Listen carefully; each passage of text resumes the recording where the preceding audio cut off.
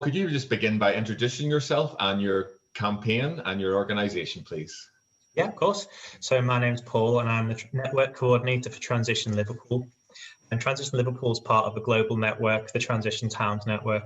And what we're all about really is trying to support people to move away from fossil fuels and towards a sustainable future for everybody. Our key focuses really are around sort of environmental justice, but also societal justice. So we try and sort of support communities and community wealth building, supporting local enterprises and things like that as well. Okay, so yeah, sPARK is one of our key sort of focuses at the moment. What we're doing is we're supporting 30 independent businesses and community organisations to build pop-up infrastructure on the streets of Liverpool city centre. So that's our first port of call really, is the big launch event next year. And after that, we're going to take this on tour around Liverpool city region. So we're engaging with lots of other organisations, lots of charities, lots of community organisations, try and support them really, because what we're all about is building network and trying to ensure that everyone is able to sort of access all of the things that are going on and understand really what all the amazing things that are happening in Liverpool. Another part of that really that we didn't really anticipate until we started this was obviously coronavirus. We started this project in January, and then come February, everything was suddenly locked down. And everyone suddenly had to start to think about, being outside. And, businesses had to work outside, and we had to think about social distancing and things like that as well. So designing a project whereby we can quickly put built infrastructure on the streets has been really helpful for hospitality and, for businesses, independent businesses, which is one of our key focuses. Obviously, is community wealth building, trying to get people to spend their money in local restaurants and in local businesses rather than multinationals, where most of that money gets whisked off to the Cayman Islands or wherever. We want to keep the pound local, help local people, and not sound too much like I'm from League of Gentlemen, local jobs for local people and all that kind of stuff. So those are the two areas really that we're working on at the moment: supporting local businesses, supporting independent communities, and getting these things out into the streets so we can start to provoke, I suppose, people to think about what they want from the world, what they want from their environment, their built environments, their urban architecture. Do you want cars parked everywhere, or do you want, do you want trees? Do you want a healthy lifestyle? Do you want to be able to go outside and safely socially distance in nice areas? Do you want to see all the businesses come back once lockdown is over? Do you want to be able to support those?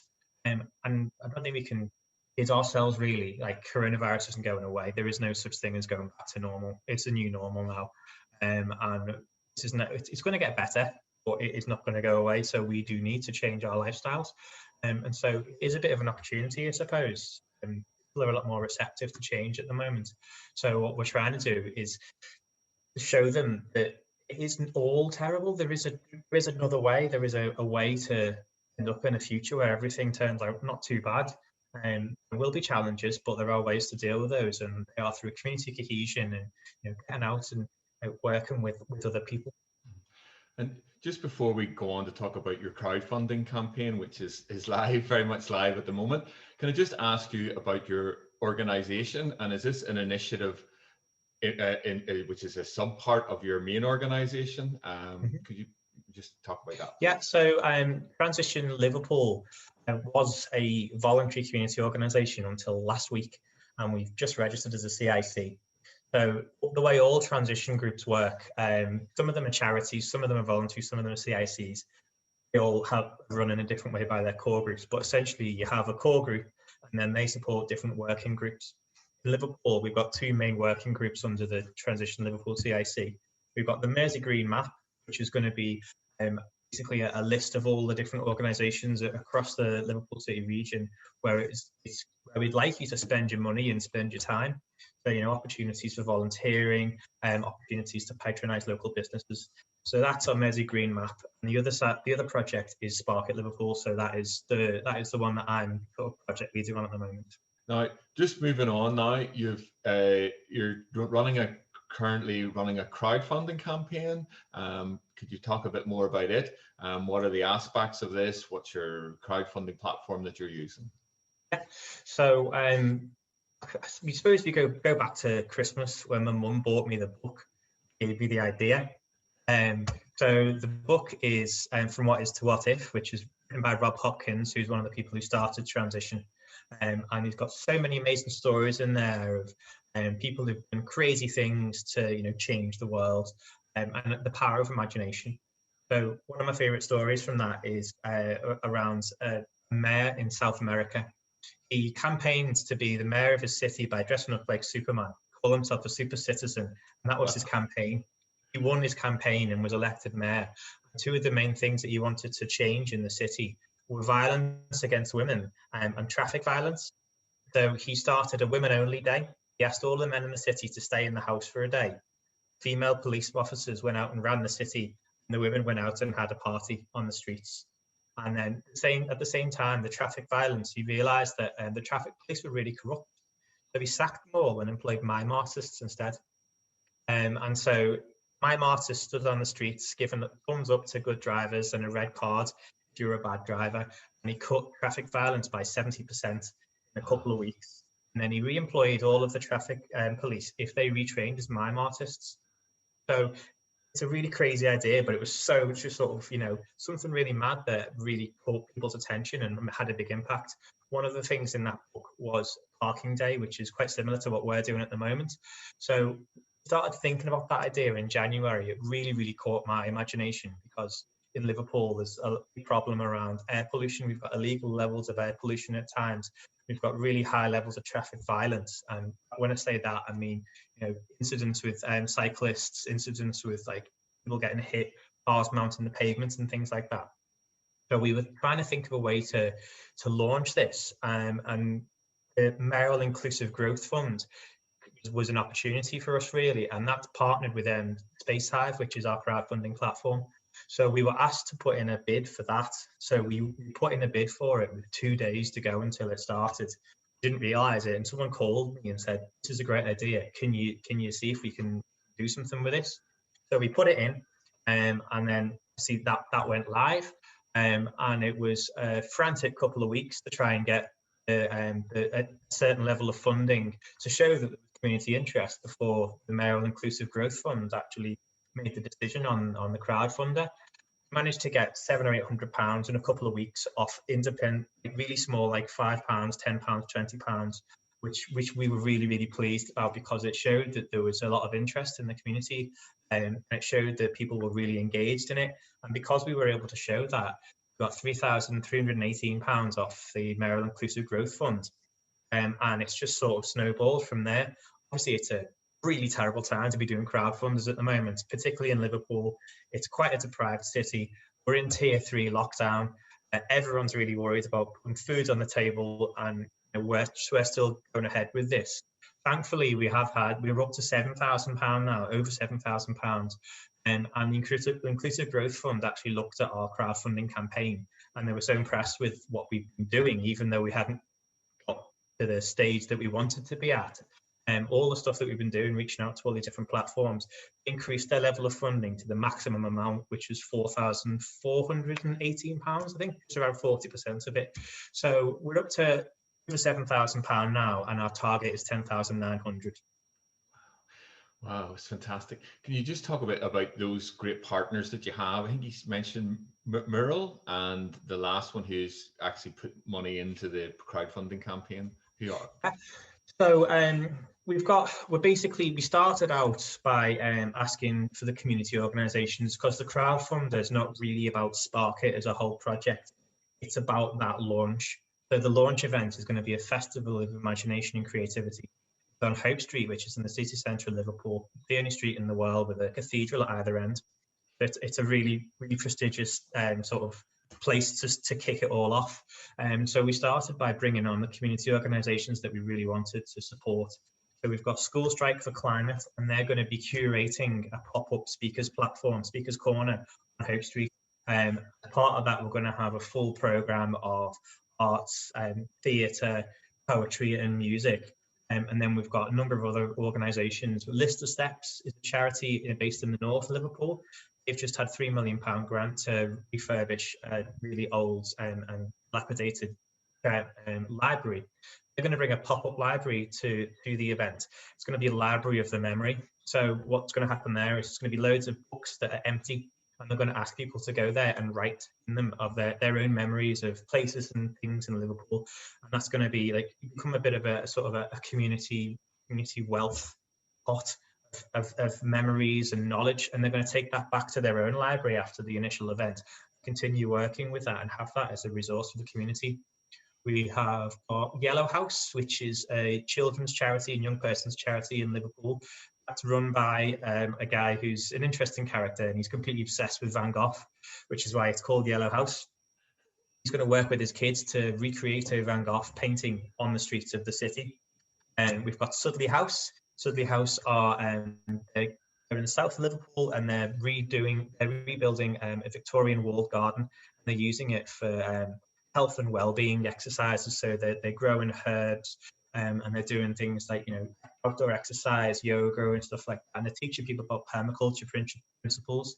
They're going to come down, and hopefully, what they're going to do is they're going to do Salvador Dali car in the city centre. So they're going to get hold of an old scrap car, fill it with soil, plant loads of trees and bits and bobs like that. So there's just some of the community organisations and charities.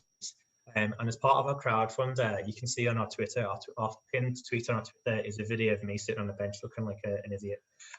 We did this pop-up on Hope Street just to show people, really, because all of our photos were really just about people who'd done parking day in the past. We wanted something in Liverpool, so we did our own little one, and obviously took a video of it. And the business that we did that outside of was so impressed with just seeing it there. They pledged £1,000 to our crowdfunding campaign. That was a business really, on Hope Street, did you say? Was it? Yeah, so it's called the Annex. So the Annex is a group of businesses right next to the Everyman on Hope Street, the Everyman Theatre. And at the bottom of the Annex is the Pen Factory. So another area that's sPARK is sort of looking at now is working with independent businesses to support them to create pop-ups. We're doing a winter garden as a private commission for the Pen Factory, and we're trying to do that with a lot of other businesses and restaurants have reached out to us to try and help them and sort of build all these seating areas to help them with coronavirus.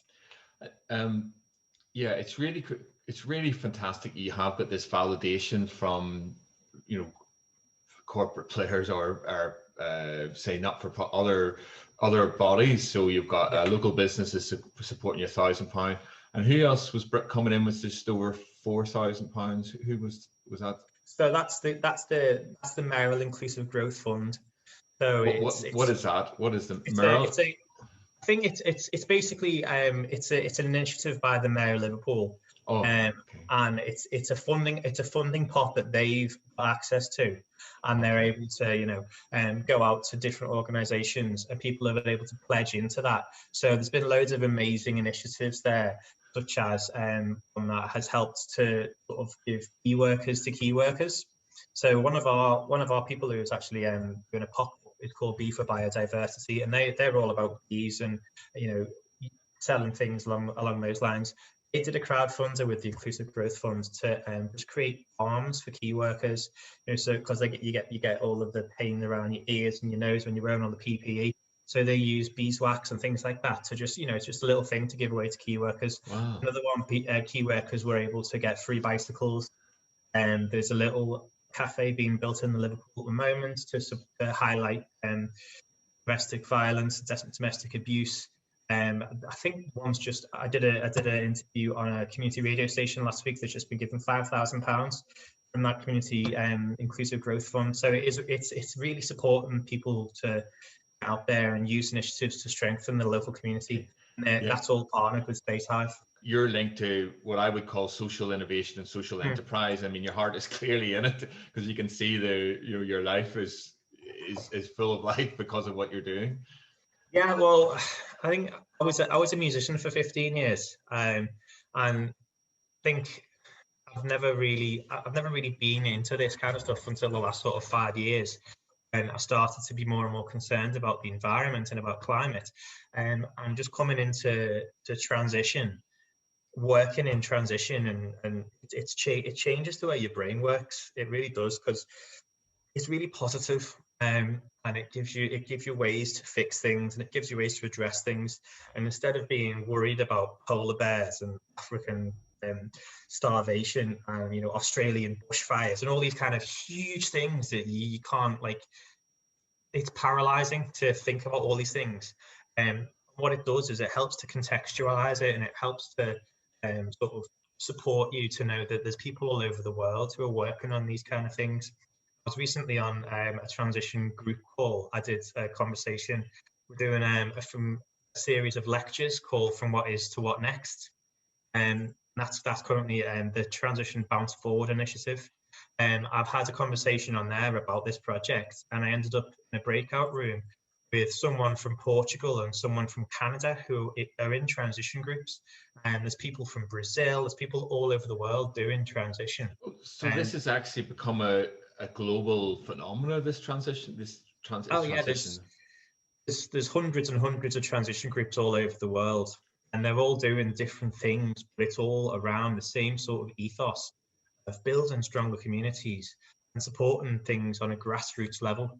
And it's building a power base, really, you know, sort of bringing people in who are maybe not necessarily wanting to super glue themselves to anything, or, you know, but at the same time showing them that you can do climate initiatives, and you can take action on the environment by working on things that you're concerned about in your local environment. And they can be really, really small things. Even just planting trees in your local area is a climate initiative. And, you know, that's the kind of stuff that really, really helps you to look at a bigger picture, because you can see yourself as part of a bigger picture. So the transition model and that way of working and that way of thinking about things is what's really helped me, and it's taught me, like, the value of community wealth building and the value of local enterprise, and is what's made us want to become a CIC, so we can start to actually employ people to do the things that need to be done. So this is, like, one sense, your current crowdfunding campaign and an initiative is really just the first step of developing the community interest company, and to really build on this experience, this wonderful experience that your organization is going through. I think all the audience will really see how it really is solutions focused. Okay, so can we just focus now on the crowdfunding campaign? I think if I can share my screen. This is our crowdfunding platform, and Spacehive they've waived all of their fees to work with Liverpool City Council and other councils during the pandemic, which I think is obviously really, really helpful, because if they hadn't started that, I mean, I might still be thinking about this as something that might be a nice thing to start maybe thinking about doing. But they have really sort of put some impetus into it, and I don't think we'd be where we are now having this conversation if it wasn't for the fact that they'd obviously offered their services for free to people like Liverpool Council. So this is your idea here in this photograph of on Hope Street, the idea of converting Hope Street with the two cathedrals at either end into a car-free road for a week. Is that, or how long is it going to be for? Well, this is going to be for it's going to be for a day. This is going to be for one. So these are just some of the different ideas around the world. This one here is the original pop-up that started it all, and parking day that started it all. And so what we're looking at really is doing this for a single day, and then using that as a platform to go to other areas of the city, and work with other sort of local communities to see what they'd like in their areas as well. So some areas may want things like low traffic neighborhoods, and they may want play streets, they may want planters, they may want to sort of help to sort of recreate or rebuild a community centre. We want to provide focuses that are sort of like solutions for those areas for what they want, rather than do this kind of thing at them. So what it's going to be is really a vehicle where we can go to places and say, we've got resources, we've got ideas, we've got some funding. What would you like us to do for you and with you in your local area? And then everything will build, you know, as you say, there's really global examples of what you've done that has worked past and currently, and what you want to do is for that to be built in Liverpool to really create maximum value in the city. So that's it for today, folks. Please consider supporting sPARK at Liverpool on the Spacehive crowdfunding platform. Please consider backing this project. Thank you.